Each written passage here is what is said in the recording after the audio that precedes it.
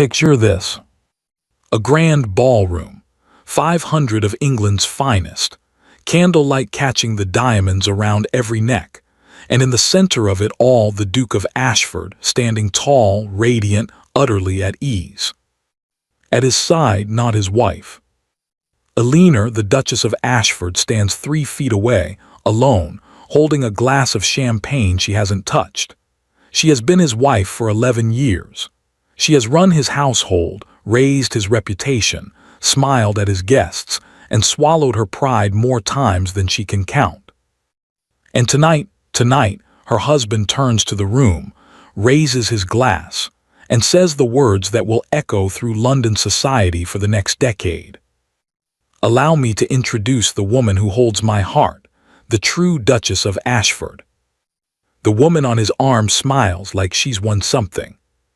500 people hold their breath. And Eleanor sets down her champagne glass, very carefully, very quietly. She smooths the front of her ivory gown. She turns to the woman her husband has just crowned above her, in front of everyone she has ever known. And she curtsies. Perfectly, gracefully, without a single tremor. Enchanted, she says. And then she walks out. Not quickly, not with tears streaming down her face, not with a dramatic speech or a slammed door. She simply leaves. And the ton never forgot it. But here's what they didn't know. Here's what no one knew that night. Eleanor wasn't walking away in defeat. She was walking toward something. And by the time Richard, Duke of Ashford, understood what that meant, it was far, far too late. Eleanor Ashford had learned, very early in her marriage, that perfection was a kind of armor. She had been 19 when she married Richard, young enough to believe in love, old enough to understand duty. The match had been considered exceptional. Richard was handsome, titled, and possessed of an easy charm that made every room feel warmer the moment he entered it. Her parents had wept with happiness. Her friends had whispered with envy. And Eleanor had walked down that aisle believing, truly believing, that she was the luckiest woman in England. That was 11 years ago. Now she rose each morning at 6:30. She met with the housekeeper at 7. She reviewed the household accounts by 8. She wrote correspondence, managed the tenant concerns, organized charitable contributions, planned dinner menus, and received callers, all before Richard had finished his breakfast. She did it without complaint, without drama, without asking for so much as a word of thanks. Because that was what a duchess did. Ashford Manor was magnificent, everyone said so. 43 rooms, a library that made grown men weep, gardens that had been written about in 3 separate publications. When guests arrived, they gasped. When they sat down to dine, they marveled. When they left, they told their friends. The Duchess of Ashford runs the finest house in the county. They were right, she did. What they did not say, what no one said, because no one quite knew how, was that the Duke of Ashford had very little to do with any of it. Richard was not cruel. Eleanor had told herself this so many times it had become something close to a prayer. He was not cruel. He was simply absent. Not always physically, though that too, but absent in the way that mattered more. He looked through her at dinner. He forgot what she had said by the following morning. He was delightful at parties and silent in private, warm to strangers and distant to the woman who had given him 11 years of her life. Eleanor had stopped asking where he went when he disappeared to London for weeks at a time. She had stopped asking a great many things. Instead, she perfected the flower arrangements in the east drawing room, the timing of the soup course, the angle of her smile when she greeted guests whose names she had already looked up, whose preferences she had already noted, whose comfort she had already arranged for, all before they stepped through the door. She was magnificent at it, truly, and she hated with a quiet and very private fury that magnificence had become her only consolation. It was on a Tuesday in October, a gray, unremarkable Tuesday, that she found the letter. She had not been looking for it. She had simply gone into Richard's study to retrieve a household ledger he had borrowed and forgotten to return, as he forgot most things. The letter had slipped from between the pages of a book on the desk, fluttering to the floor at her feet. She should not have read it. She read it. It was not long. It did not need to be. The handwriting was feminine, fluid, entirely confident. The handwriting of a woman who had no doubt about her place in the world, or in the heart of the man she was writing to. Richard, I counted the hours.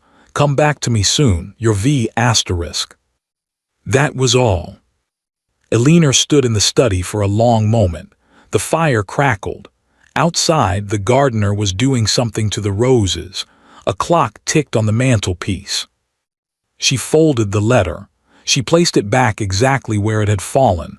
She picked up the ledger. And she walked out of the room. She did not cry. She had suspected, in the dim and carefully unexamined corners of her mind, for quite some time. Suspicion confirmed is not the same as surprise. It is something colder and more specific than surprise. It is the moment you understand that the life you have been building, every perfect dinner, every gracious smile, every swallowed word, has been built on sand.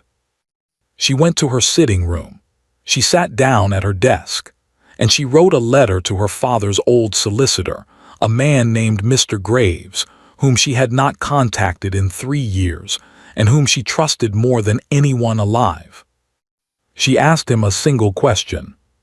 She sealed the letter. She rang for a footman. She sent it that afternoon.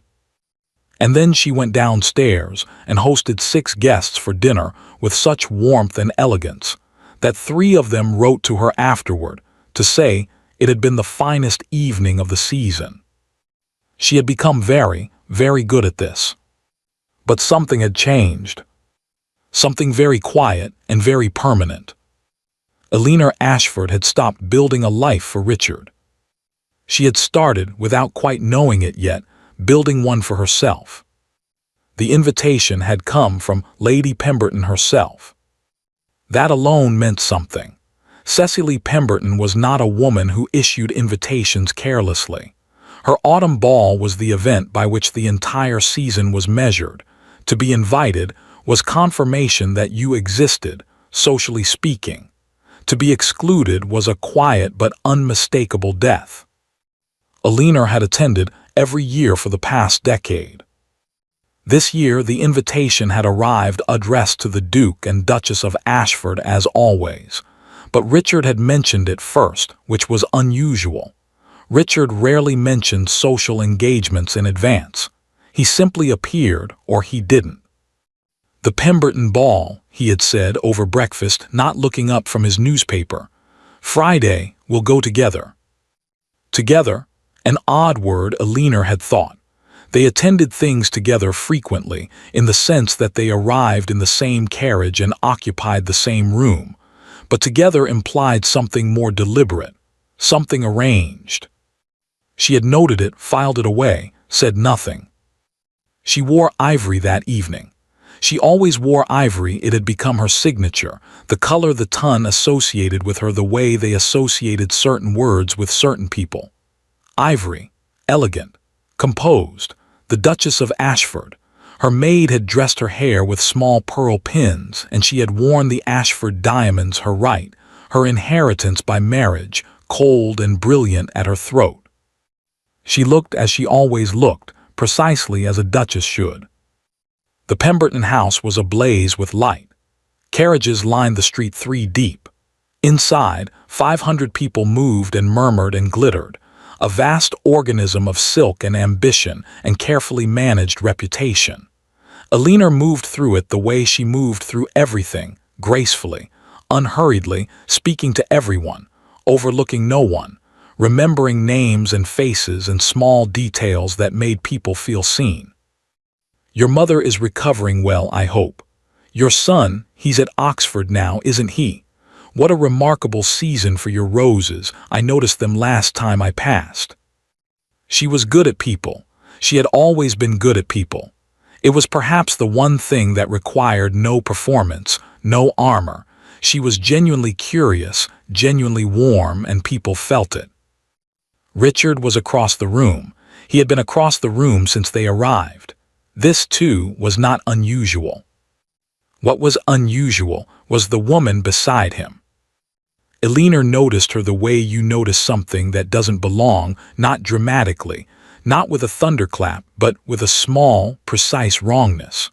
Like a painting hung slightly crooked, like a word misspelled in an otherwise flawless letter. The woman was beautiful. Eleanor registered this the way she registered whether it was simply a fact. Dark hair, dark eyes, a gown of deep burgundy that had been chosen with great deliberate care. She was perhaps 26. She was laughing at something Richard had said, her hand resting on his arm with a familiarity that was not accidental. "Your V***." Eleanor took a sip of champagne. Around her, the room continued its orchestrated hum. Lord Ashby was telling someone about his hunting prospects. Two young women near the window were pretending not to stare at the same gentleman. Lady Pemberton was moving through her guests like a ship in full sail, satisfied and magnificent. And then Richard moved. He moved to the center of the room deliberately, purposefully, in a way that drew the eye the way a raised voice draws the eye, not through sound but through intention. People noticed. People always noticed Richard. He had that quality, that gravitational pull, that Eleanor had once found so compelling and had since come to understand was simply a very effective social tool. He raised his glass. The room quieted. Not all at once, gradually, like a wave moving backward, the conversations dying away cluster by cluster, until there was nothing but the crackle of candles and the distant sound of the musicians, who had not yet been informed that they should stop. Then they stopped too. 500 people looked at the Duke of Ashford.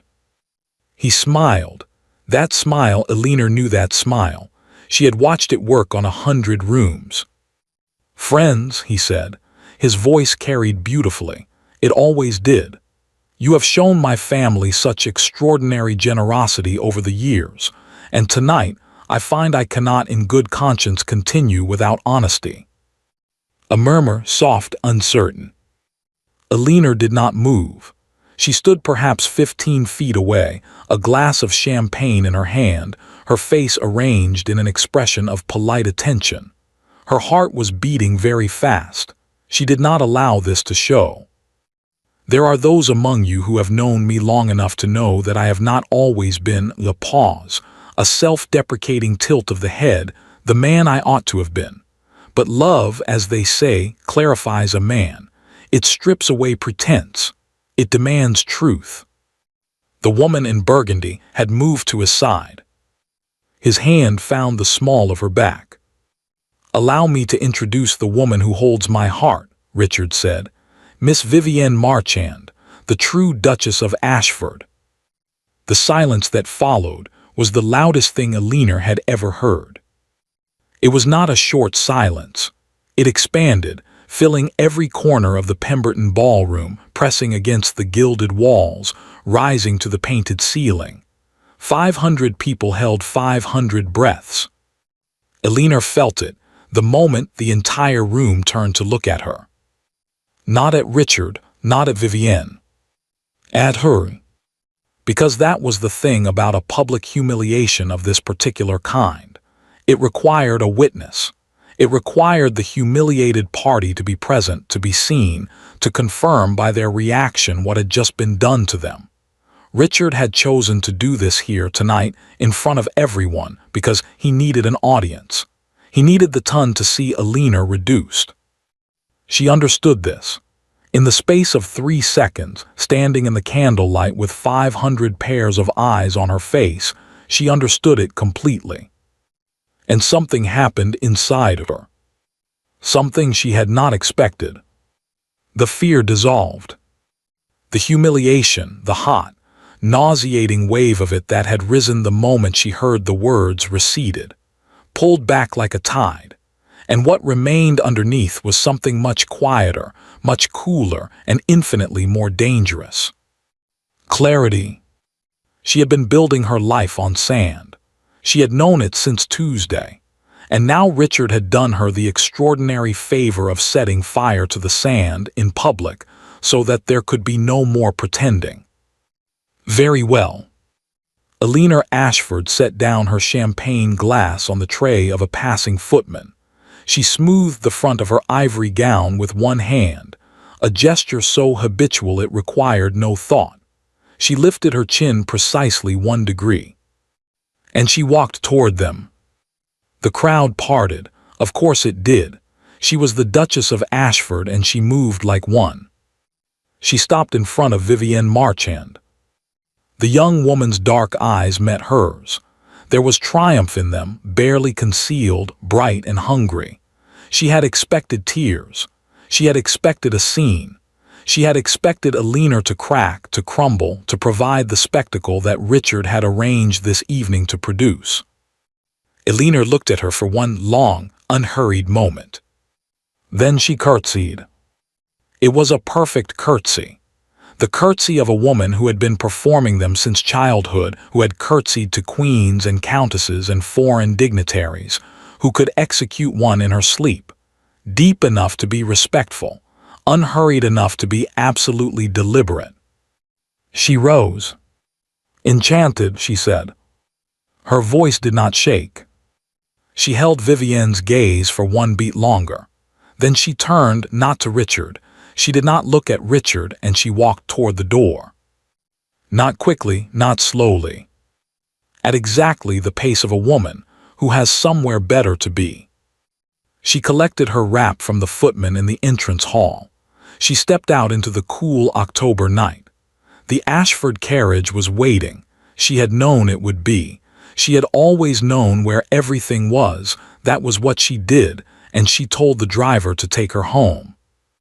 She sat in the dark carriage alone, watching London pass outside the window. Her hands, folded in her lap, were perfectly still. Behind her, inside the Pemberton house, 500 people exhaled all at once. And then, because they were the ton and this was what the ton did, they began to talk. They would talk for weeks. They would talk for years. They would say many things about that evening. About Richard, about Vivienne, about the spectacular and catastrophic error of judgment that the Duke of Ashford had made in that ballroom. But what they would remember, what they would return to again and again in drawing rooms and parlors and morning calls across London, was not the scandal. It was Eleanor. The curtsy, the single word, the walk to the door. She didn't even look at him. That was what they would say. She didn't even look at him, she just left. And not one of them, not even the sharpest, most perceptive minds in the ton, had any idea what Eleanor Ashford was going to do next. But Mr. Graves, her father's old solicitor, was already waiting for her reply. The house was called Wren Cottage, which was a modest name for something that was not, strictly speaking, modest at all. It sat at the edge of a small village called Ashwick, 14 miles from Ashford Manor, on a plot of land that included a working kitchen garden, a small orchard, a stream that ran cold and clear even in August, and a view across the valley that on clear mornings made you believe, however briefly, that the world was essentially good. Eleanor's father had left it to her. Not to her husband, not to the Ashford estate. To her, Eleanor Margaret Hartwell, as she had been before she became a duchess, written into the will with a specificity that had clearly been intentional. Her father had been a quiet man, a careful man, a man who read situations the way other men read maps. He had liked Richard well enough at first. By the end, Eleanor suspected, he had understood more than he ever said. She had not visited Wren Cottage in 4 years. She arrived on a Saturday morning, 3 days after the Pemberton ball, with 2 trunks, her personal maid Agnes, and a leather satchel containing every document Mr. Graves had sent her over the past 72 hours. There had been, rather, a lot of them. The housekeeper, a stout, sensible woman named Mrs. Holt who had managed the cottage for years in Alina's absence, opened the door before the carriage had fully stopped. She looked at Alina. She looked at the trunks. She asked no questions. "I'll have the fires lit within the hour," she said, "and there's a good soup on." "Thank you, Mrs. Holt," Alina said. "That will do very nicely." She walked inside. The cottage smelled of wood smoke and dried lavender, and something underneath both of those things, something older and quieter, that Alina identified, after a moment, as peace. She had not smelled it in so long she had nearly forgotten what it was. She stood in the small entrance hall, her traveling coat still on, and breathed. Then she went to the desk in the sitting room, opened the leather satchel, and got to work. The letter she had written to Mr. Graves, the one sent from Ashford Manor on that quiet Tuesday after she had found the note, had asked a single question. What is mine? Not what did she deserve, not what could she claim, not what might Richard be persuaded to grant her in a moment of generosity or guilt. What was already, legally, irrevocably hers. Mr. Graves had replied with characteristic thoroughness. Wren Cottage and its lands, hers, unambiguously, by the terms of her father's will, structured in a way that placed it entirely outside the Ashford estate and beyond Richard's reach. Her mother's jewelry hers, a separate bequest clearly documented. A trust fund established by her maternal grandfather, dormant but intact, generating modest but steady income that had been accumulating for 11 years. Because Alina had never touched it, had not even known its current value, had forgotten it existed. She knew its value now. She read the figure Mr. Graves had written, and she read it again, and then she set the paper down and looked out the window at the orchard for a long moment. She was not a wealthy woman by the standards of the ton, but she was not, as she had half feared in the sleepless hours after the ball, a ruined one either. She was, in fact, something she had not been in 11 years. Independent. The word sat in her mind like a stone dropped into still water, sending rings outward in every direction. She picked up her pen. The first visitor came on the 4th day. Lady Sophia Cavendish arrived in a carriage that was rather too fine for the narrow lane leading to the cottage, got stuck briefly in the gate, and emerged entirely unruffled in a shade of green that suited her enormously. She was Alina's oldest friend. They had come out the same season, had navigated the marriage mart together, had written to each other faithfully for 11 years across the distance that marriage and circumstance had placed between them. She walked through the cottage door, looked at Alina sitting at the desk surrounded by papers, and said, "Good God, you look better than you have in years." "Sit down, Sophia," Alina said. "Mrs. Holt will bring tea." "Everyone is talking," Sophia said, sitting. "In case you were wondering, which I suspect you weren't." "What are they saying?" "That Richard has lost his mind. That the Marchand woman is a disaster in Burgundy, that your Curtsied was the single most devastating social act witnessed in London in the last 20 years. Sophia accepted her tea from Mrs. Holt and looked at Alina steadily. "And that you are either very brave or very broken, and no one can quite determine which." "How do you find me?" Alina asked. Sophia studied her for a moment, the papers on the desk, the absence of red eyes, of crumpled handkerchiefs, of the particular hollowness that grief carves into a face. "Busy," she said finally. "You look busy." "I am," Alina said, "extraordinarily." She did not explain further. Sophia, who was wise as well as perceptive, did not press. But she came back the following Tuesday, and the Tuesday after that. And she was not the only one. They came, the women of the ton, with varying degrees of pretended casualness. Lady Ashby came to ask about Alina's kitchen garden and stayed 3 hours. Mrs. Fellows came under the guise of returning a book she had borrowed 18 months ago and left it, forgotten, on the hall table. Young Lady Priscilla Hurst, recently married and already quietly unhappy, came with no pretense at all and simply said at the door, "I didn't know where else to go." Alina brought her in and gave her tea and listened, and did not offer advice unless it was asked for, and when Priscilla left she looked, somehow, less fragile than when she had arrived. They all came, these women, some from genuine affection, some from curiosity, some from a dim and unexamined instinct that something was happening at Wren Cottage that was worth being near. Alina received them all. She was warm and unhurried and asked the right questions, but she did not stop working. The papers on the desk multiplied. Mr. Graves visited twice in person, his old leather bag full of documents that he spread across the dining table, while Mrs. Holt brought biscuits and pretended not to listen. He explained to Alina, in his careful and methodical way, the precise architecture of the Ashford finances. It was, he said, with considerable understatement, not a healthy picture. How unhealthy? Alina asked. Mr. Graves looked at her over his spectacles. In 30 years of legal practice, he had delivered a great deal of difficult news to a great many people.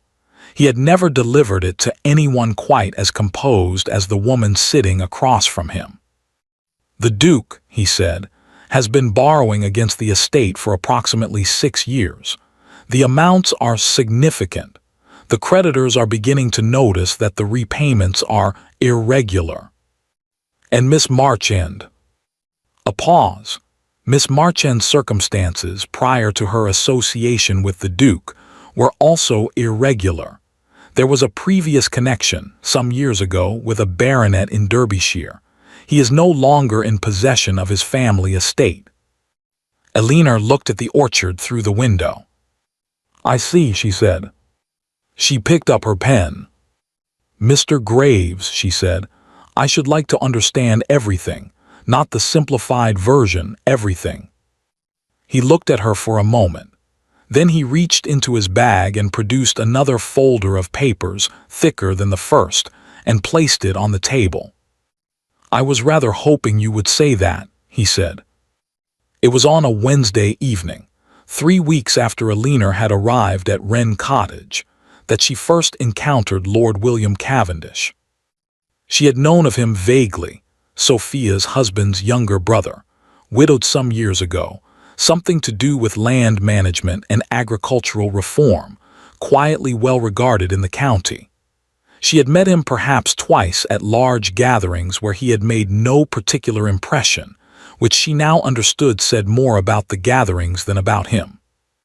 He appeared at the edge of her orchard at 4:30, hat in hand, with an expression of mild embarrassment that Alina found immediately more interesting than most expressions she encountered.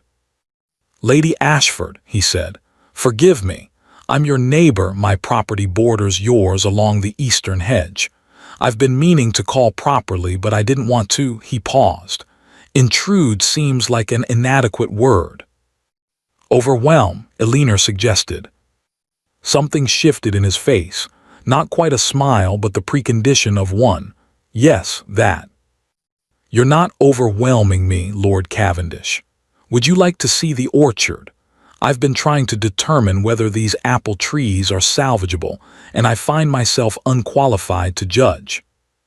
He was, as it turned out, considerably qualified to judge. He knew about apple trees in the specific and detailed way that Alina was coming to understand was characteristic of him. He knew things properly, all the way down, without performance or exaggeration. They walked the orchard for 40 minutes. He told her which trees were worth keeping, which needed cutting back, which were simply too far gone. He did not tell her what to do about them. He told her what the options were, and what each would require, and then stopped and let her think. She found this extraordinarily refreshing. When he left, hat back on, apologizing again for the intrusion, Alina watched him walk back along the eastern hedge and thought that she could not remember the last time a conversation had left her feeling more rather than less like herself. She went back inside. On the desk, Mr. Graves's papers waited. She sat down, she picked up her pen. And from Ashford Manor, 14 miles away, a carriage was already being prepared. Richard had heard where she was. Richard was coming. Richard Ashford had never been good at waiting. It was, Alina had once thought, his most honest quality, the impatience that flickered behind the charm, the restlessness that no amount of social polish could entirely conceal. He wanted things when he wanted them. He moved toward what pleased him and away from what didn't, with the smooth and unthinking ease of a man who had never once been told that he couldn't. He arrived at Wren Cottage on a Thursday afternoon, without sending word ahead. This was, Alina recognized, intentional. He had expected to find her unprepared, undone, perhaps, sitting in a darkened room somewhere, waiting to be retrieved. Instead, he found her in the kitchen garden with her sleeves rolled to the elbow, consulting with the gardener about the state of the herb beds, her hair pinned up with the kind of casual efficiency that suggested she had not spent a single moment of the past 3 weeks thinking about how she looked. She saw his carriage come up the lane. She finished her conversation with the gardener. Then she pulled down her sleeves, buttoned her cuffs, and walked to meet him. "Richard," she said. He looked at her the way a man looks at something that has rearranged itself without his permission. "Alina, you look—" He stopped. "Well," she suggested pleasantly, "come inside, Mrs. Holt will bring tea." He sat in her small sitting room, Richard, who was accustomed to 43 rooms and 14-foot ceilings, and looked slightly displaced, like a piece of furniture from one house that doesn't quite fit in another. Alina sat across from him and poured tea with the steady hands of a woman who had made peace with something he had not yet begun to understand. "This is unnecessary," he said, the opener of a man who had rehearsed several versions of this conversation and settled on authority as his primary register. "Whatever point you feel you've made, Alina, it's been made. Come home." "I am home," Alina said. A pause. "Ashford Manor is your home." "Wren Cottage belonged to my father," she said, "and now it belongs to me, so yes, I am home." Richard set down his teacup. He was not, she noted, entirely well. There were shadows under his eyes that had not been there 3 weeks ago, and something slightly unsteady in the set of his jaw, the look of a man who had been sleeping badly and drinking rather more than was good for him. She noted this without satisfaction and without pity, with the clear and neutral attention she had been applying to everything lately. "The ton is talking," he said. "The ton is always talking. They're talking about us." "They're talking about you," Alina said, gently correcting him. "And about Miss Marchand. I rather think I've been cast in a sympathetic light from what I understand." His jaw tightened. "You made a scene." Alina looked at him for a long moment. "I curtsied," she said, "and left. I'm curious to know at which point during those 2 actions you feel a scene was made." He had no answer for this. She had known he wouldn't. He left 40 minutes later without having achieved anything he had come for. Alina watched the carriage go from the sitting room window. Then she turned back to her desk. She had not told him about Mr. Graves. She had not told him what she knew. Not yet. The picture that had assembled itself across her dining table, paper by paper, document by document, over the past 3 weeks, was considerably worse than even Mr. Graves had initially indicated. It was not merely that Richard had been borrowing against the estate.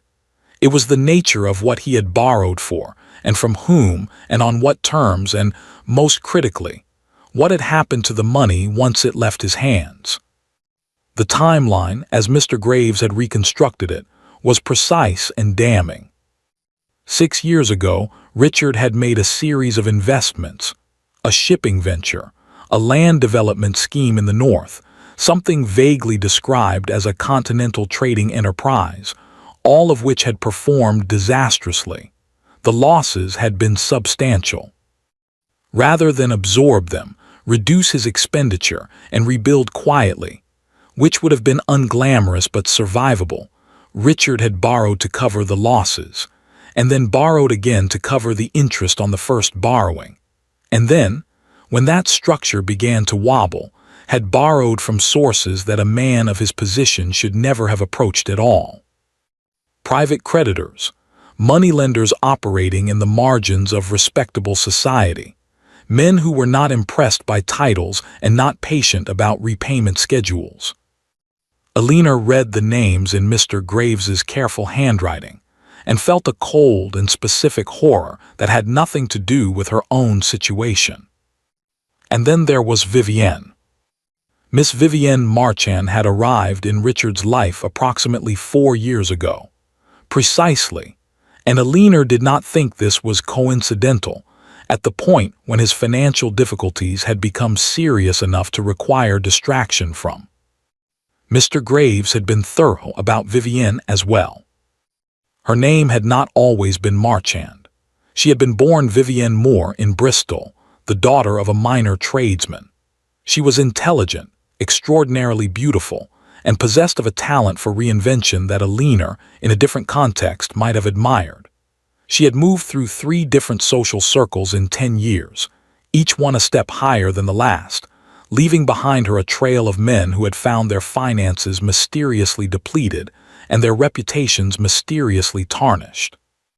The baronet in Derbyshire, whom Mr. Graves had mentioned, was the most recent and most complete example.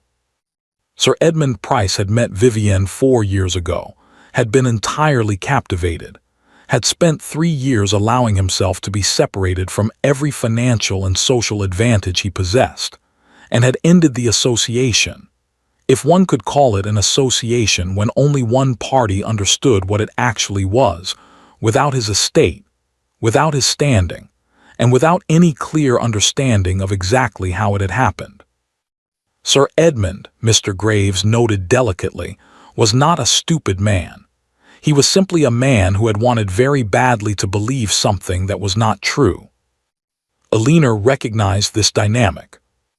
She read the file on Vivienne Marchand twice, very carefully, and then she folded it and placed it in the leather satchel and sat for a while in the quiet of the sitting room while the fire crackled and the evening came down over the valley. She did not feel triumph. She had expected to feel something sharper than this, vindication, perhaps, or righteous anger. What she felt instead was something closer to grief, for the 11 years, for the man Richard might have been and wasn't, for the waste of it all. She allowed herself 20 minutes of this. Then she opened the satchel and went back to work. It began to unravel publicly in November. These things always did eventually. The Ton had a way of finding the edges of a secret and pulling, not out of malice precisely, or not only out of malice, but because secrets were structurally unstable in a society built on information. They needed to be told. They needed to move. The first crack appeared at Lady Drummond's card party, where Vivienne arrived in a gown that was widely agreed to be extraordinary and was seated, as she had been increasingly seated since the Pemberton ball, in a position that suggested she expected to be treated as Richard's companion in every formal sense. Lady Drummond, who was 71 years old, had survived 3 kings, and did not trouble herself with diplomatic niceties when plain speaking was more efficient, looked at Vivienne across the card table and said, with the tone of a woman inquiring about the weather, "Miss Marchand, I wonder if you could settle a question for me. I've been trying to recall, wasn't there something some years ago in Derbyshire, concerning Sir Edmund Price?" The table went quiet. Vivienne smiled, I'm afraid I don't recall a Sir Edmund Price. No, Lady Drummond arranged her cards with great composure. How peculiar. He recalls you very well. It was a small thing. A question, a smile, a deflection. Nothing provable, nothing actionable. But the ton was a machine that ran on exactly this kind of fuel. And by the following morning the question had spread, modified, amplified, attached to other questions that had been quietly accumulating through every drawing room in London. Who is she really? Where does she come from? And what precisely happened to Sir Edmund Price? Richard heard the whispers. He heard them the way a man hears thunder, at first distant enough to be ignorable, then closer, then impossible to pretend away. He went to Vivienne with what he had heard, some version of it, and she was charming and reassuring and entirely plausible, and for approximately 4 days he believed her. Then the letter arrived from his primary creditor. It was not a long letter. It did not need to be.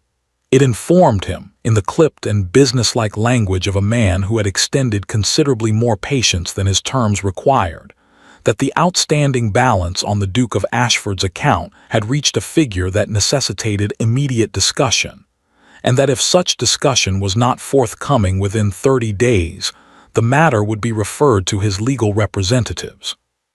Richard read it 3 times. He poured himself a drink. He poured himself another. Then he went to Vivienne and told her about the letter, because he had no one else to tell, which was a condition he had not noticed descending upon him until it was already complete. Vivienne listened. She was sympathetic. She was warm. She took his hand and looked at him with those dark eyes and said, "Richard, darling, I know it feels overwhelming, but I've been thinking my friend Lord Harcastle has been asking to be introduced. He's enormously wealthy and he's expressed interest in certain investment opportunities. Perhaps if you were to facilitate an introduction." Richard looked at her. Something shifted. Something he could not quite name, a flicker at the corner of a truth he had been refusing to examine. "You want me to introduce you," he said slowly, "to a wealthy lord." Vivienne smiled. "I want us to solve our problems together, darling." Our asterisk problems. He thought about Sir Edmund Price. He thought about Eleanor, standing in the Pemberton ballroom with 500 people watching her face, setting down her champagne glass, and walking out with her chin raised and her hands perfectly steady. He thought about Eleanor in the cottage garden with her sleeves rolled up, looking at him as though he were a minor inconvenience she had already accounted for and moved past. He had a drink, he had several. And the next morning, he sent a note to Wren Cottage. It was not an apology. Richard Ashford was not yet capable of an apology. He was working toward it, slowly and painfully and without any clear map, the way a man works towards something he doesn't entirely want to reach, because reaching it means fully acknowledging what he has done. The note said, "Eleanor, I think we should talk properly this time." Oh. Eleanor read it at her desk. She set it down. She looked at it for a moment. Then she wrote back in her clear and even hand, "Then come properly, Richard. Send word ahead. I'll have Mrs. Holt prepare lunch." He came the following Tuesday. And this time, before he arrived, Eleanor had put away every document on her desk. Not because she was hiding them, but because she already knew everything they contained, and she no longer needed to look at them to remember. She knew exactly what she held, and what he owed, and what was possible, and what was not. She knew, with a quietness that had taken 3 weeks of very hard work to arrive at, precisely who she was and what she intended. Lord William Cavendish, walking his eastern boundary that same morning, had seen the carriage come up the lane and stood at the hedge for a moment, watching. He had not gone to the cottage. It was not his place to go. But he had stayed at the hedge a little longer than usual before walking on. The valley was very still. The apple trees, the ones worth saving, stood bare and patient in the November light, waiting for what came next. Inside Wren Cottage, Eleanor put on the kettle. Richard was coming. And this time, she was ready for him. He looked older. Eleanor noticed this the moment Richard stepped through the door of Wren Cottage. Not older in the way that years make a man older, gradually and without drama, but older in the way that consequences do. Something had gone out of him. That particular brightness, that easy confidence that had once filled every room he entered, it was still there, but diminished, like a lamp turned down low. She noticed it. She did not remark on it. "Come in," she said. "Lunch is nearly ready." Mrs. Holt had prepared a simple meal, good soup, good bread, a cold roast with mustard, an apple tart from the orchard fruit that William had advised her to press before the first frost. Richard sat down at the small dining table and looked around the cottage with the expression of a man trying to understand something that resisted understanding. "You're comfortable here," he said. "Not a question. Something between observation and accusation." "Very," Eleanor said. "I didn't think you would be." She looked at him. "I know you didn't." They ate in silence for a moment. Outside, a robin was conducting urgent business in the kitchen garden. The fire was warm. The cottage was, in the way that Ashford Manor with its 43 rooms had never quite managed to be, genuinely comfortable, not impressive, not grand, but deeply and unapologetically itself. Richard set down his spoon. "I've made mistakes," he said. Eleanor waited. "With the estate, with certain decisions." He did not say Vivienne's name. Eleanor noticed this too. "I am not in a position to," he stopped, started again. "Things are more complicated than they ought to be." "Yes," Eleanor said, "I know." He looked up sharply. "What do you know?" "Enough," she said. "Mr. Graves is thorough." The color shifted in his face, a complicated movement, shame and anger arriving simultaneously and fighting for precedence. Shame won, narrowly. "You've been investigating me." "I've been understanding my own situation," Eleanor said with perfect evenness, "which required understanding yours. I should have done it years ago. That's on me as much as anyone." He was quiet for a long moment. Outside, the robin had moved on. "I want you to come back," Richard said. There it was. Eleanor had known it was coming. She had known it since his note arrived, had known it before that, had known it the moment she walked out of the Pemberton ballroom and understood that Richard Ashford, for all his faults, had not accounted for the specific possibility of her absence. He had assumed she would be there, was always there in the way men assume oxygen is there. Constant, invisible, requiring no thought. She was not angry about this anymore. She had been briefly and intensely in the small hours of several nights at the cottage. But anger, she had found, was expensive. It cost too much to maintain and produced too little of value. She had spent it and moved on. "Why?" she asked. He blinked. "What?" "Why do you want me to come back? I'd like to understand what you mean by it." Richard opened his mouth, closed it. This was not, evidently, the question he had prepared for. He had prepared for refusal, for tears, for bargaining, for the full repertoire of responses a wronged wife might produce. He had not prepared for a woman who simply wanted to understand his reasoning. "Because you're my wife," he said finally. "I am," Eleanor agreed. "And I have been for 11 years while you were otherwise occupied, so the fact of it doesn't seem sufficient on its own. What would be different?" Silence. "Richard," her voice was not unkind. She had worked hard to remove the unkindness from it, not for his sake but for her own, because she had discovered in the past weeks that clarity and bitterness could not comfortably occupy the same space, and she preferred clarity. "I'm not asking to wound you. I'm asking because it's a real question and I'd like a real answer." He looked at the table, at his hands, at something that wasn't quite visible. "I don't know," he said at last. And for the very first time, in 11 years of marriage, Alina heard something completely unguarded in his voice, something that had not been polished or rehearsed or aimed at any particular effect. It was almost enough to break her heart, almost. "That's the most honest thing you've ever said to me," she told him quietly. The offer, when it came, was practical rather than romantic. This was, Alina reflected, at least consistent. Richard had never been a romantic man, or rather, he had deployed romance strategically as a tool in the way he deployed charm. What he offered now was stripped of performance, because he had nothing left with which to perform. "Come back," he said. "Resume your place." The ton would accept it, they would accept anything Alina put her name to, that much had become clear. The creditors could be managed if the estate presented a stable face. The situation with Vivienne was resolving itself. He did not elaborate on this last point. Alina did not ask him to.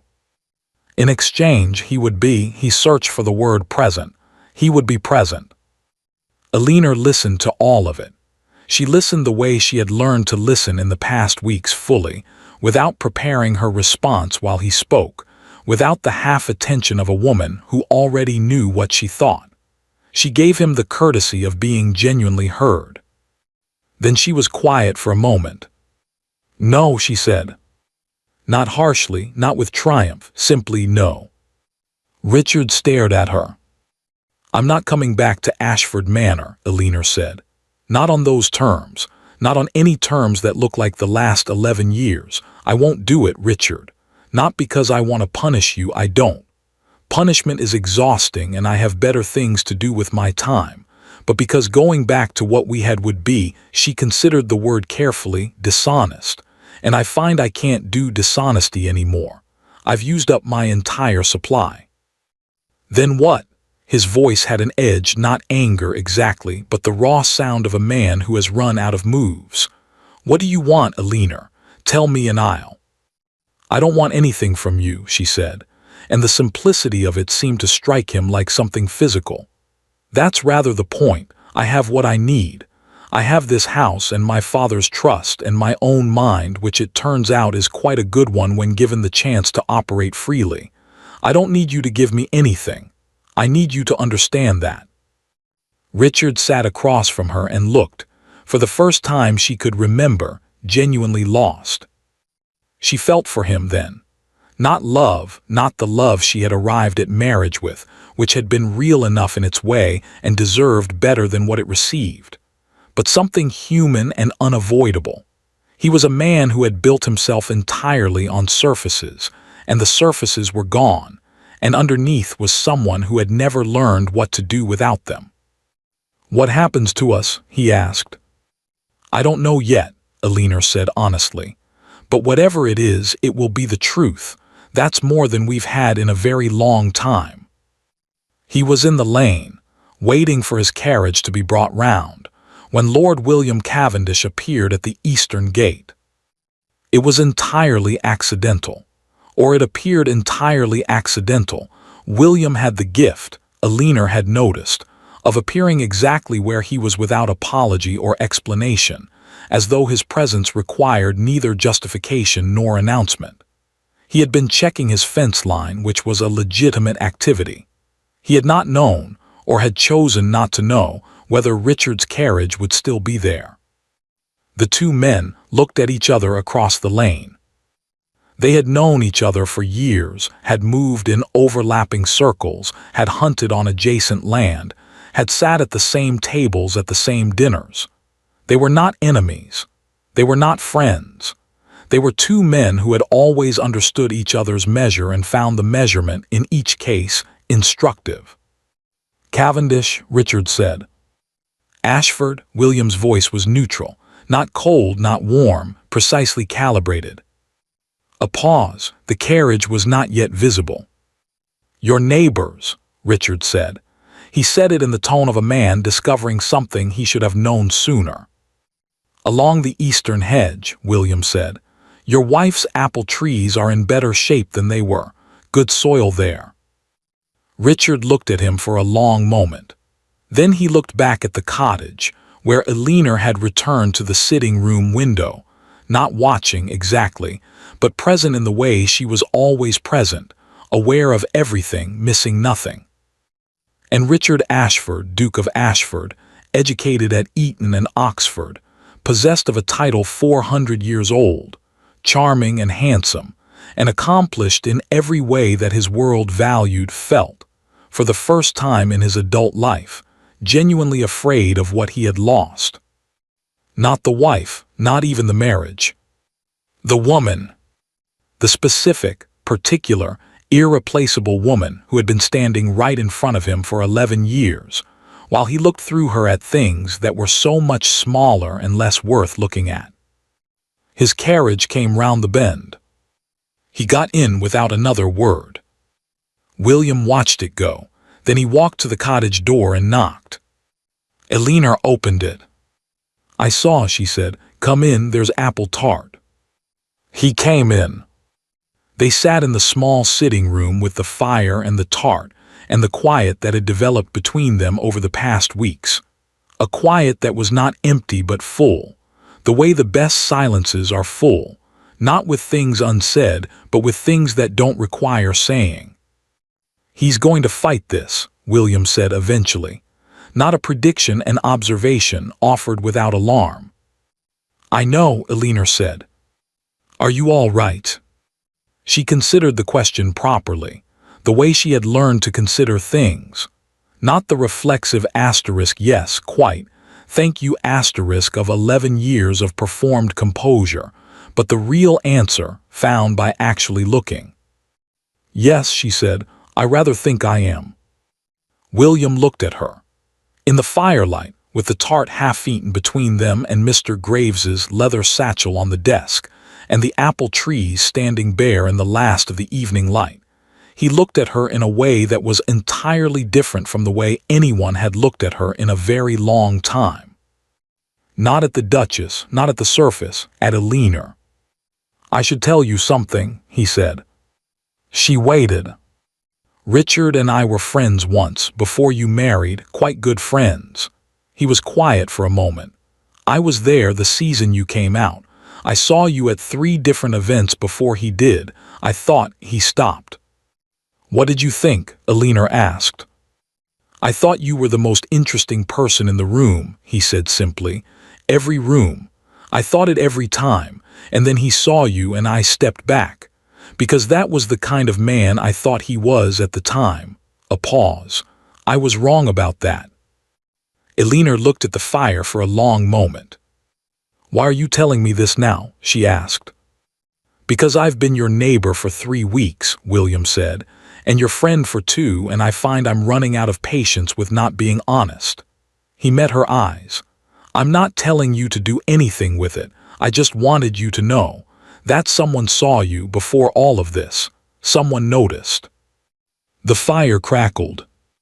Outside, the valley was going dark, the last of the light pulling back from the hills in long violet streaks. Eleanor felt something move in her chest, not dramatic, not the thunderclap of a romance novel, but something quieter and more durable than that. Something that had been very still for a very long time, carefully conserved, waiting without knowing it was waiting. "William," she said. "Yes." "Ask me to dinner properly next week." He looked at her. Something shifted in his face, that precondition of a smile, arriving at last into the full thing. It was a very good smile, she thought. She had suspected it would be. "Lady Ashford," he said, "would you do me the honor of dining with me next Tuesday?" "I would," she said. "Thank you for asking." And in the lane outside, Richard's carriage was already halfway to London, carrying a man who was only beginning to understand the full cost of everything he had thrown away.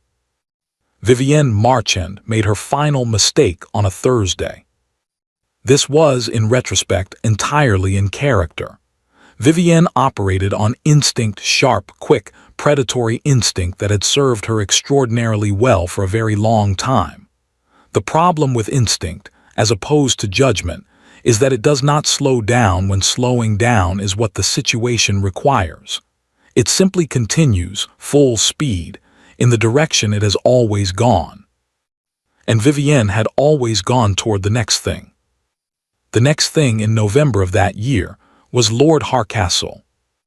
Edmund Hardcastle was 63, recently widowed, and in possession of a fortune so substantial that even the most conservative estimates of it produced a pleasant dizziness in those who thought about it too carefully. He had arrived in London for the winter season in the way that wealthy and recently bereaved men sometimes arrive in London, not quite knowing what he was looking for, but aware that he was looking for something, and susceptible, in that particular condition of grief and loneliness, to being found. Vivienne found him at Lady Ashby's musicale on a Thursday evening in November, 3 weeks after her conversation with Richard about the introduction. Richard had not facilitated it.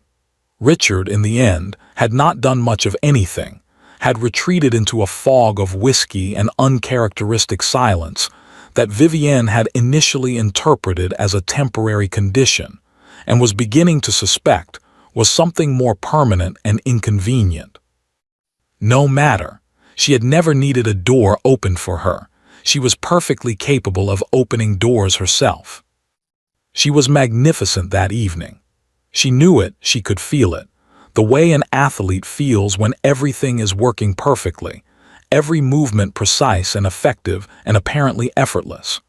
She found Hardcastle in the third room, recognized him immediately from the description she had obtained through channels she found useful, and positioned herself within his orbit with the casual expertise of long practice. Within 20 minutes, they were in conversation. Within 40, he was laughing. Within the hour, he had asked if she would be attending Lady Drummond's dinner the following week, in the tone of a man hoping very much that the answer would be yes.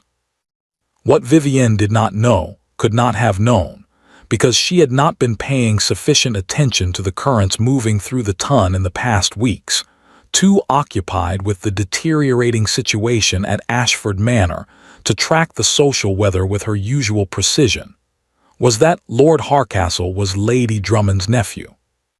And Lady Drummond had been paying very close attention indeed. Lady Cecily Drummond was, as previously noted, 71 years old and had survived 3 kings. She had also, in the course of those 71 years, developed a comprehensive and finely calibrated understanding of human nature in general and social predation in particular. She had seen women like Vivienne before, not often, but enough.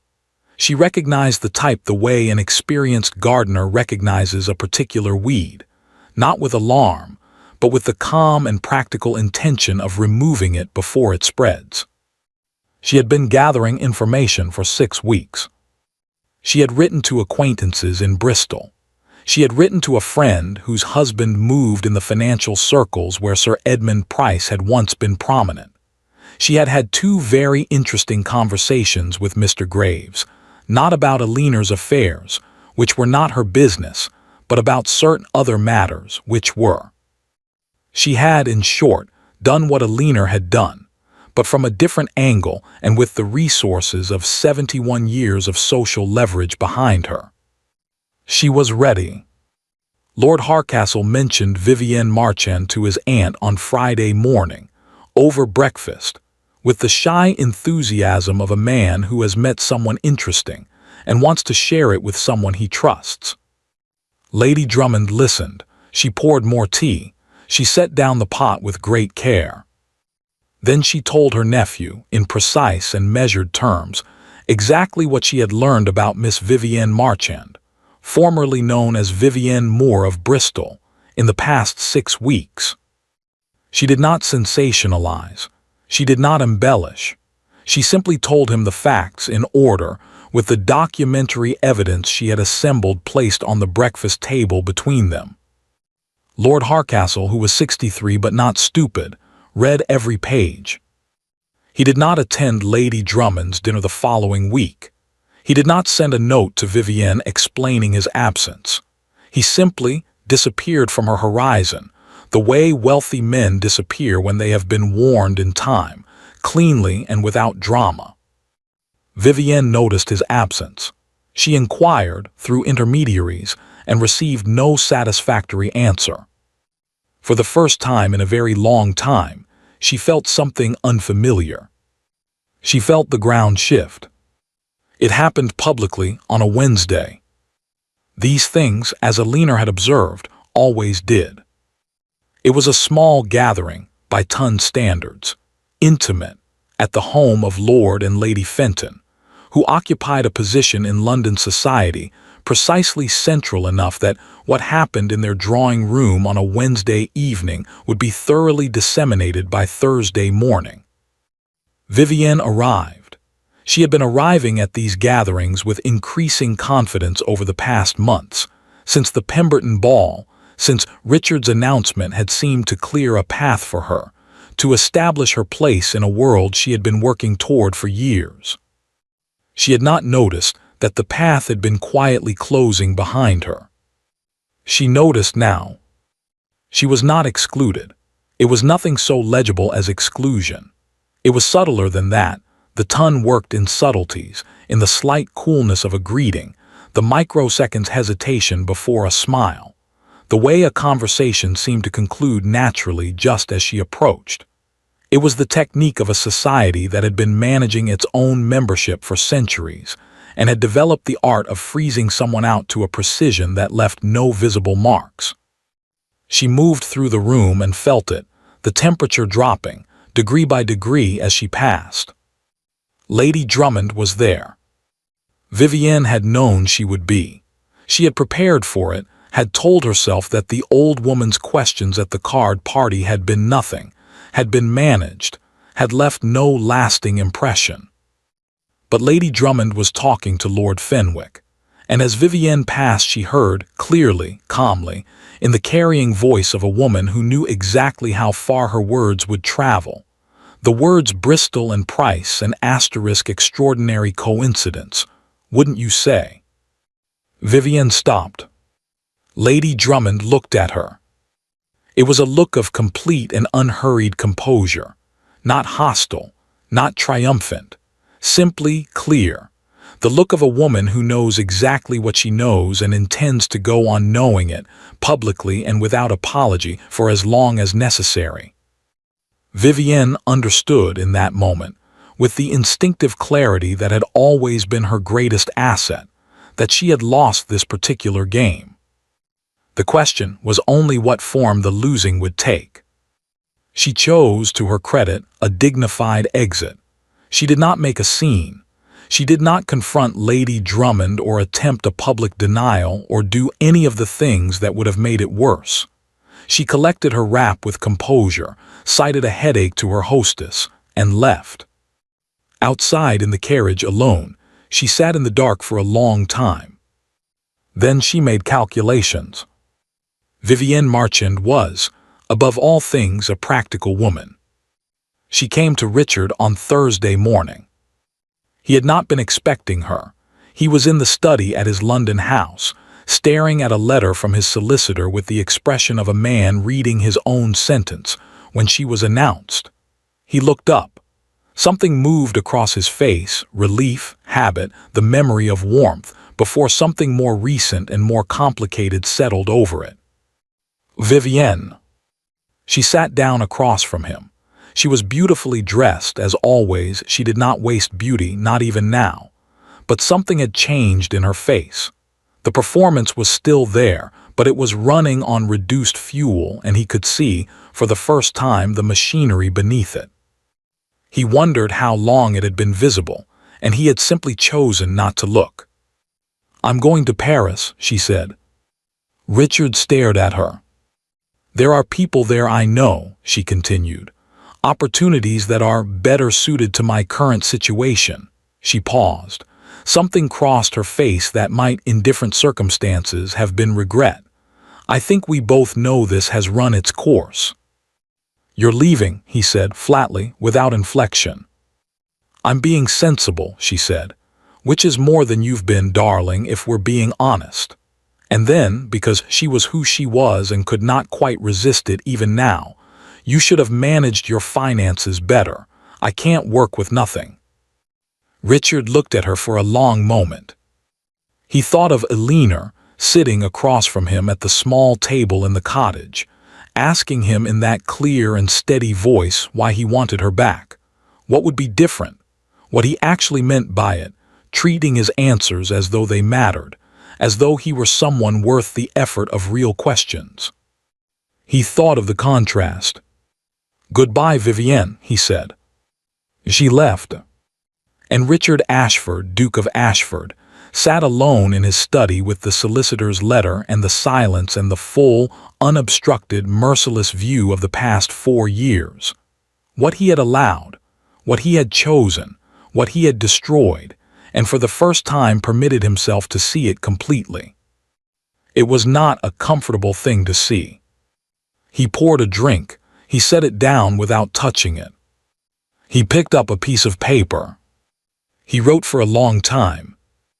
The letter arrived at Wren Cottage on a Saturday morning. Eleanor was at the desk. She was always at the desk now, though the work had changed in character. Less defensive, more constructive, the difference between building a wall and building a house, when Agnes brought it in on a small tray with the Morning Post. She recognized Richard's handwriting. She set aside what she was reading and opened it. It was long, 3 pages in Richard's hand, which was usually precise and controlled but which ran, in places, slightly uneven, the writing of a man who had been pressing hard on the pen. He did not make excuses. This surprised her enough that she stopped and read the passage twice to confirm it. He did not explain or justify or contextualize. He simply described what he had done, what he had known and chosen not to examine, what he had taken for granted for years in ways that he laid out with a specificity that suggested he had been making himself look at it fully, without flinching, for some time before putting pen to paper.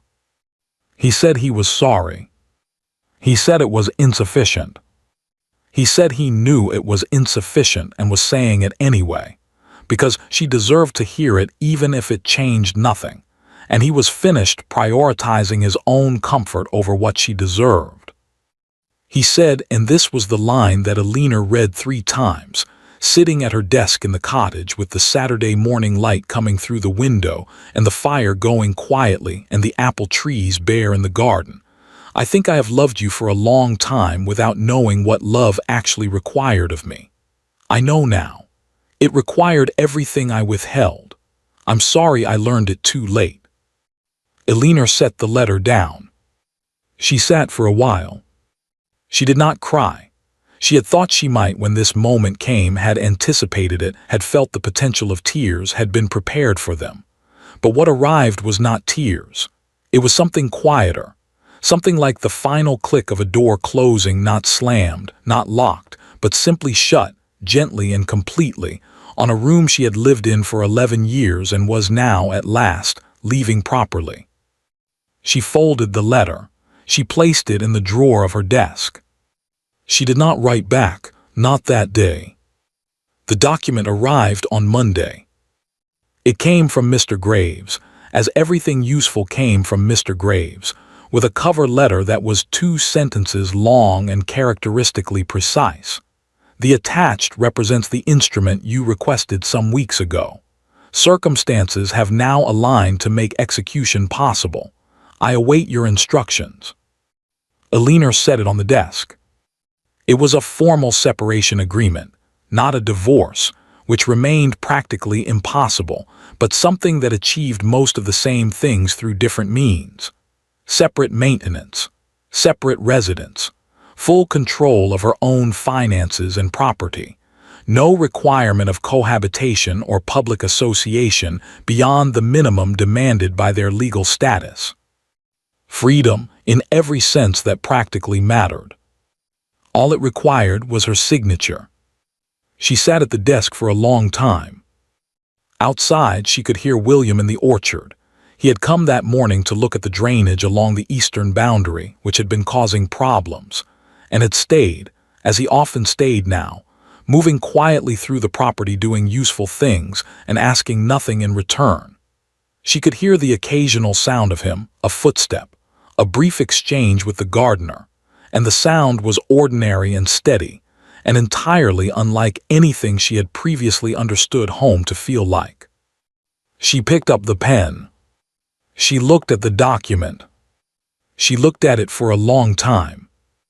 And then she put the pen down, stood up, and walked to the window. "William," she called. He appeared from behind the far apple tree, looking up, patient, present. "Come inside," she said. "I need to think out loud, and Mrs. Holt has made gingerbread." He came inside. She did not sign the document that day, nor the next. What she did instead was think, carefully, thoroughly, without hurry, the way she had learned to do everything in the past weeks, not from fear, not from hope, simply from the conviction that a decision of this weight deserved to be made with full deliberation, in full possession of herself, by a woman who understood exactly what she was choosing and why. She was very nearly there. She needed one more thing. And the Tun's winter season was about to provide it. The invitation came from Lady Pemberton. Of course it did. Cecily Pemberton was not a woman who left narratives unfinished. She had hosted the evening on which the Duke of Ashford had publicly humiliated his wife in front of 500 witnesses, and she felt, not guilt precisely, she was too pragmatic for guilt, but a certain proprietorial responsibility for how the story concluded. She had watched Eleanor walk out of her ballroom that October night with her chin raised and her hands steady, and she had thought, in the moment before the room erupted into noise, that woman is going to be extraordinary. She had been right. She was usually right. The winter ball was the season's closing event, as significant as her autumn gathering, differently weighted. Where the autumn ball opened the social calendar with possibility, the winter ball closed it with verdict. Reputations made or cemented, positions confirmed or quietly revised. The Tun assembled one final time to take stock of who everyone was and where everyone stood before retreating to their country houses for Christmas. It was, in short, the precise occasion on which Eleanor's reappearance would mean the most. The invitation was addressed to Lady Eleanor Ashford. Not the Duchess, not the Duke and Duchess, Eleanor alone in her own right, her own name. Lady Pemberton had very good handwriting, and used it with great intentionality. Eleanor read the invitation at her desk on a Tuesday morning, set it down, and looked out at the orchard for a moment. The apple trees were still bare, but there was something in them now, a tension, a readiness, that suggested they knew something was coming. William had told her the previous week that the ones along the eastern wall would bloom first in spring. She was looking forward to seeing it. She picked up her pen and wrote her acceptance. She told William that evening. They had fallen into a habit, dinner at the cottage twice a week, sometimes 3 times, sometimes more depending on the demands of his property and the particular projects consuming Eleanor's desk. It had the quality of something that had always existed, that had simply been waiting to be noticed, like a path through a garden that turns out to have been there all along beneath the overgrowth. "The Pemberton winter ball," she said, "in 3 weeks." William was quiet for a moment, turning his wine glass in his hand. "Are you ready for it?" "I think so," she considered. "I'm not afraid of them, that's new. I was afraid of them for 11 years, of their opinions, their assessments, their verdict on whether I was sufficient. I'm not anymore. I'm not sure exactly when it changed." "I can tell you approximately when," William said. "It was somewhere between the 3rd Tuesday and the discovery that your apple trees were salvageable." Eleanor laughed. She had been laughing more lately, genuinely, not the social laugh she had deployed for years, the one that confirmed other people's wit without committing to any particular feeling. This was different.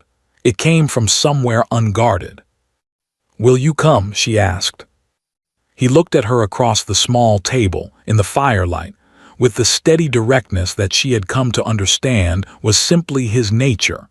Not a performance of honesty, but the real thing, consistent all the way through. "I'll come," he said, "if that's what you'd like." "It's what I'd like," she said. "But William, I want to be clear about something. I'm not going to the Pemberton ball with you as a statement. I'm not going to make Richard jealous or make the ton talk or demonstrate anything to anyone." She paused. "I'm going because I want to be there. And I want you there because," she chose the words carefully, "because you make things better. Not easier necessarily. Better. There's a difference." William was quiet for a moment. "Eleanor," he said. "Yes. I have something to ask you." She waited. He set down his wine glass. He was not a man who made dramatic gestures or arranged scenes. She had understood this about him early and had found it, compared to a decade of Richard's carefully orchestrated performances, profoundly restful. What he did instead was simply say what he meant, directly and without preamble. "I would like to court you," he said, "properly, with full knowledge of your situation and mine and without any expectation of speed or resolution. I'm not asking you for anything you're not ready to give. I'm asking for the chance to continue being exactly this, a gesture between them, taking in the table and the fire and the gingerbread and the comfortable evening, but with intention, with honesty about what it is." Eleanor looked at him. Outside, the valley was dark and still, the hills black against a sky full of stars. Inside, the fire was warm. The cottage was quiet in its particular way, not the silence of absence but the silence of sufficiency, of enough. She thought about Richard's letter, still in the drawer of her desk. "I think I have loved you for a long time without knowing what love required of me." She thought about what it had cost him to write that, and what it meant, and what it was too late to change. She thought about the document from Mr. Graves, still unsigned. She thought about spring, and the apple trees along the eastern wall that would bloom first. "Yes," she said, "on those terms, yes." Something shifted in William's face. That smile, the full one, the real one, arrived and stayed. "Thank you," he said simply. "Thank you for asking properly," she said. "It matters. People don't always understand how much it matters." She signed the document the next morning. Not in a dramatic moment, not with ceremony or audience. She sat down at her desk after breakfast, read every page one final time with the attention it deserved, picked up her pen, and signed her name in the clear and unhurried hand of a woman who knows exactly what she is doing. Eleanor Margaret Hartwell, as she had been, as she still was underneath everything else. She sealed it and sent it to Mr. Graves with a brief covering note. Then she stood up, put on her coat, and went out to the orchard. It was a cold morning, sharp-haired and bright, the kind of winter morning that makes everything look new-edged and particular. She walked the rows of apple trees slowly, touching the bark of the ones she had learned to recognize. The one William had said would need cutting back, the one near the eastern wall that would bloom first, the old gnarled one in the corner that looked, against all expectation, entirely worth saving. She stood in the middle of the orchard for a while, doing nothing except being there. Then she went inside and got back to work. She did not hear from Richard directly, after Mr. Graves sent notification of the signed agreement. What she heard through Sophia, who remained her most reliable correspondent in all matters social and otherwise, was that Richard had received it quietly, had signed his own portion without contest, and had subsequently done something that surprised nearly everyone who knew him.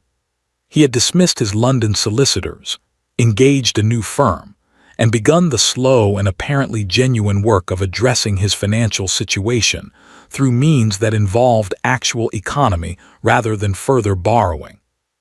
He had sold the hunting lodge in Scotland. He had reduced the London house staff by half. He had, Sophia reported with barely concealed astonishment, been seen at his desk at 9 in the morning on 3 consecutive occasions, working.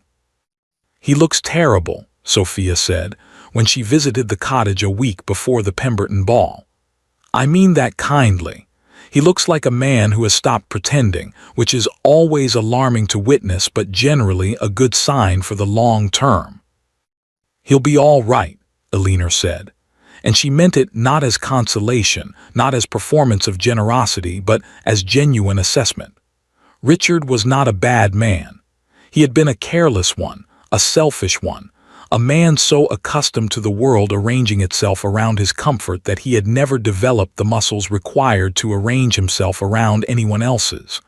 But muscles could be built if the will was there. Whether the will was there, she no longer needed to know. "And you," Sophia said, in the particular tone she used when she was asking the real question beneath the surface question. Elinor thought about it properly.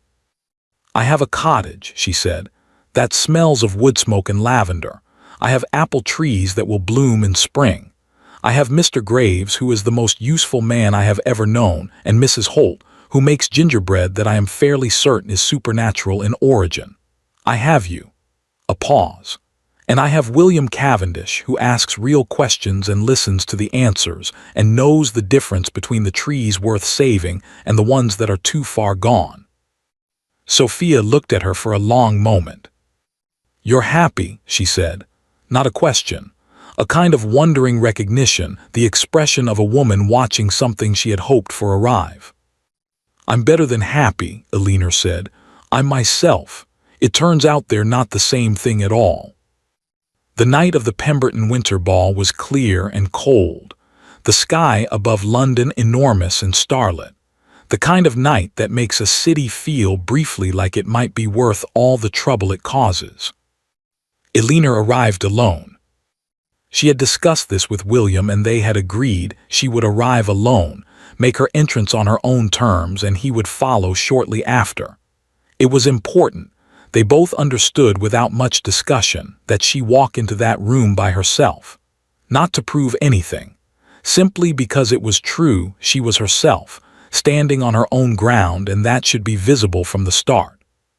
She wore deep blue. Not ivory. Ivory had been her armor, her signature, the color of a woman trying to appear untouchable.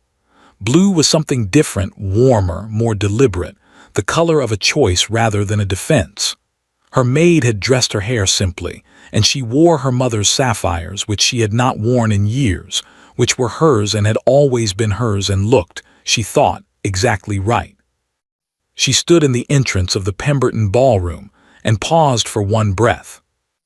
The room was full, 500 people, the same 500, the same candlelight and diamonds and orchestrated hum of a society performing itself. She had stood in this room 100 times. She had never stood in it like this. She walked in. It was not dramatic. There was no sudden silence, no orchestrated moment. It happened gradually, the way it had at the card party, the way things moved through a room, a recognition spreading outward from where she walked, a turning of heads, a shifting of attention. And then something she had not expected. Lady Drummond, seated in her customary chair near the fireplace, looked up as Elinor passed. She raised her glass. A single, deliberate gesture, unhurried and entirely public. Elinor inclined her head. From across the room, Lady Ashby started toward her. Then Mrs. Fellows. Then Priscilla Hurst, the young woman who had arrived at the cottage door saying she didn't know where else to go, and who had come back twice since, and who was standing now with her chin slightly higher than it had been in October. They came to her, these women. Not all at once, not in a rush, but steadily gravitating, the way people gravitate towards something they recognize as real. Alina moved through the room and they found her, and she spoke to each of them with the full attention she gave to everything now, asking about their mothers and their sons at Oxford and their roses, and meaning every word. She did not look for Richard. She did not need to. He was there. He was standing near the far wall with Lord Fenwick, looking considerably less polished than he had ever looked in this room before, and considerably more present. He saw her the moment she entered. She understood this without looking directly at him, with the peripheral awareness she had always had of where he was in any given room, which she suspected would take years to lose entirely. She did not avoid him. She did not seek him out. She simply moved through the room being herself, and at some point, midway through the evening, when the dancing had begun and the candles had burned lower, she found herself near him, and it seemed more awkward to reroute than to simply acknowledge it. "Alina," he said. "Richard," she stopped, looked at him properly. He looked at her with an expression she had no category for. It had too many things in it, things she suspected he was still learning to let his face show. He did not try to simplify it. "You look," he said, and then he stopped, and something honest moved across his face. "You look like yourself," he said. "I'm not sure I had seen that before, not properly." Alina considered this. "No," she said gently, "I don't think you had." A pause. Around them the room moved and glittered. The orchestra played something bright and irrelevant. "I'm glad you came tonight," he said. "I'm glad they can see you, the way you—" He stopped again. "You deserved this all along, the room turning toward you. You always deserved it." Alina looked at him for a moment. "Take care of yourself, Richard," she said. And she meant it plainly, without subtext, without bitterness. She meant it the way you mean it when you say it to someone you once loved and have released, and wish well from the appropriate distance. He nodded. Something in him seemed to settle, the almost imperceptible drop of a weight being set down. "Good night, Alina," he said. "Good night." She moved on. William arrived at 9:30. She saw him from across the room, unhurried, as always, moving through the crowd with the quiet confidence of a man who knows his own mind and requires no audience for it. He found her without searching, which she had begun to understand was simply how it was with them. They found each other easily, as though there were something navigational about it. He stopped beside her. "How is it?" he said quietly. "It's fine," she said. "Better than fine. William," she looked at him, "would you like to dance?" He offered his hand. She took it. They moved onto the floor, and the music shifted to something slower and more deliberate, and Alina Ashford danced in the Pemberton ballroom with a man who had seen her, truly seen her, across a crowded room, years ago, and had been honest enough to say so when it finally mattered. She was not performing. She was not managing or composing or maintaining. She was simply there, present in her own body, in her own life, on her own terms. Across the room, from his position near the far wall, Richard watched. He watched with the expression of a man who has understood something too late and has decided, in the particular way that understanding too late sometimes produces, to let the understanding be enough, to carry it forward rather than collapse under it, to become, slowly and without audience, the person who deserved better than he had been. It was not a glamorous kind of change. It was the hard, quiet, unglamorous kind. But it was real. And Alina, dancing in blue in the candlelight with her mother's sapphires and her father's cottage and her own name, Alina did not see his expression because she was not looking at him. She was looking at William. And she was smiling. Not the composed smile, not the Duchess smile, the social smile, the carefully calibrated expression of a woman managing a room. The real one. It was, everyone who saw it would later agree, quite something.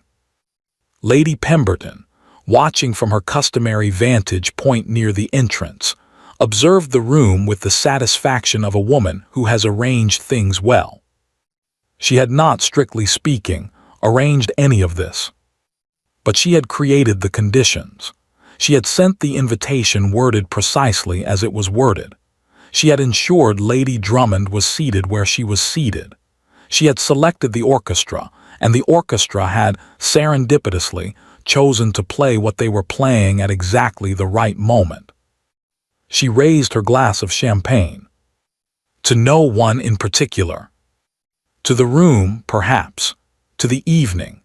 To the particular and irreplaceable satisfaction of watching a woman who had been underestimated by everyone, including herself, discover the full extent of what she was capable of.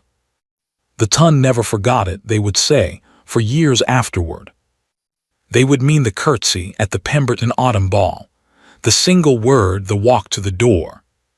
But those who were there on the winter night, those who saw her walk in alone, and move through the room like something finally free, and dance in blue in the candlelight with William Cavendish, while Richard Ashford watched from across the room and understood at last what he had lost. Those people knew the real ending was here.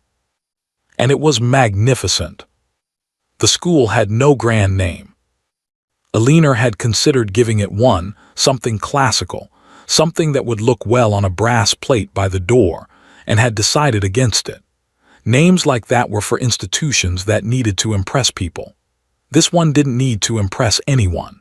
It needed to teach 12 girls between the ages of 7 and 14 how to read, how to write, how to think, and how to understand that the world was considerably larger than anyone had yet told them it was. It sat at the edge of the Wren Cottage property, in what had previously been a disused storage building that William had spent the better part of a spring converting, quietly, methodically, without being asked twice, into something with good light and a sound roof, and a fireplace that actually drew properly. Elinor had furnished it herself. Desks from a carpenter in the village, books from her own shelves, supplemented by donations from Sophia, from Lady Drummond, from Priscilla Hurst, who had turned out, once given the proper conditions, to be a woman of considerable resource and determination. A globe, slightly outdated, that William had found at an estate sale and carried home in the back of his cart, with the careful satisfaction of a man delivering something he knows will be well used. The teacher was a young woman named Miss Clara Abbott, 24 years old, the daughter of a local clergyman, possessed of a mind like a freshly sharpened pencil, and the patience of someone who genuinely liked children rather than merely tolerating them. Elinor had found her through Mr. Graves, who had found her through a network of connections that Elinor was increasingly convinced was supernatural in scope. Mr. Graves denied this with characteristic composure and continued to be supernaturally useful. On Tuesday and Thursday mornings, Elinor taught the class herself.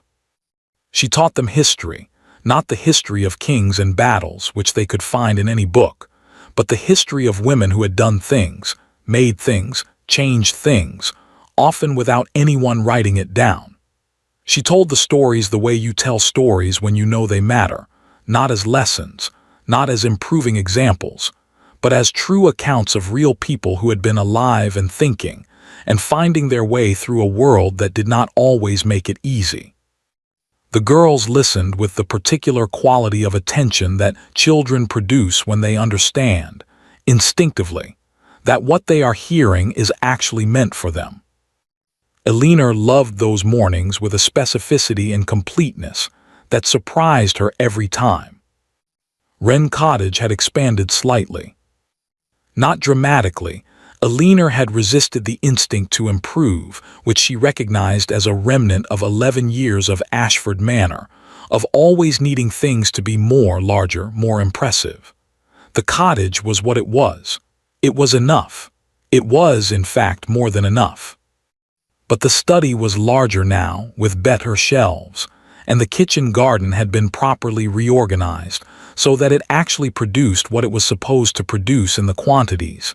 It was supposed to produce it, and the orchard, The orchard was extraordinary.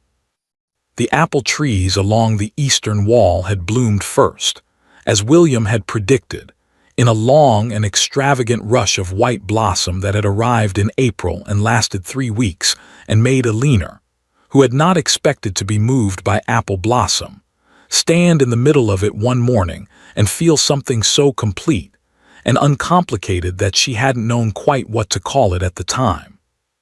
She knew now. That was happiness, the real kind, the kind that doesn't require an audience or depend on anyone else's assessment of whether you deserve it, the kind that is simply there, like the blossom, like the morning, like the clear cold stream running through the far edge of the property that was cold even in August. The old gnarled tree in the corner, the one that had looked, against all expectation, entirely worth saving, had produced more apples than any of them that autumn. Mrs. Holt had made 14 jars of preserves and was inordinately proud of this. Alina suspected she was right to be. Sophia came for a week in July, as she had come the previous July, and sat in the garden in the afternoons complaining pleasurably about London and eating an implausible quantity of Mrs. Holt's gingerbread. She brought news, as she always brought news, with the conscientious thoroughness of a woman who understands that information is its own form of kindness. Vivienne Marchand, formerly of London, formerly of Bristol, formerly of a great many places that had found her presence ultimately inconvenient, was in Paris. She had by all accounts landed on her feet, which was unsurprising. She was in the orbit of a wealthy French industrialist whose wife was, people said, beginning to notice certain things. Alina listened to this without satisfaction and without judgment, and thought briefly that she hoped the wife had good solicitors. Sir Edmund Price, the baronet in Derbyshire, had remarried, a sensible woman of 40 who managed her own money and had no romantic illusions to speak of, which seemed, Sophia reported, to suit him extremely well. He had recovered more of his financial situation than anyone had expected. He had also, apparently, written a monograph on agricultural drainage that had been well received in certain circles. People contained surprising depths, Alina thought, when given the chance to find them. Lady Drummond had turned 72 and showed no signs of becoming any less formidable. She had visited the school in May, examined everything with thorough attention, asked Miss Abbott several pointed questions, inspected the globe, and donated 40 books and a substantial sum of money with the matter-of-fact generosity of a woman who has too much and knows exactly where it should go. "She frightens me slightly," Miss Abbott had confided afterward. "She frightens everyone slightly," Alina had said. "It's how she maintains standards." Richard was better. This was Sophia's word, *better, and Alina had turned it over in her mind for a while, testing its accuracy, and decided it was precisely right. Not transformed, not redeemed in the dramatic sense that stories sometimes required. Simply better, which was harder than transformation and more durable. He had sold the London house and consolidated at Ashford Manor, where the reduced staff had turned out to be sufficient, and the household had the particular quality of a place being actually managed rather than merely maintained for appearances. He was working genuinely, consistently, with the attention of a man who had discovered, somewhat to his own surprise, that he was capable of it. He had written to Alina twice in the past year. Not to ask for anything, not to revisit what had been or propose what might be, simply to report, as one might report to someone whose good opinion one was working to earn through means other than charm, to say that the East Tenant cottages had been properly repaired, that the drainage scheme Mr. Cavendish had recommended was producing results, that he had joined the County Agricultural Committee and found it, unexpectedly, interesting. Alina had written back both times, briefly, warmly, without opening doors she had no intention of walking through. She wished him well. She meant it completely. William had asked her to marry him on a Wednesday morning in October, standing in the orchard in the precise spot where she had stood the previous April watching the blossom. He had asked her the way he did everything directly, without theater, in his own words, without performance.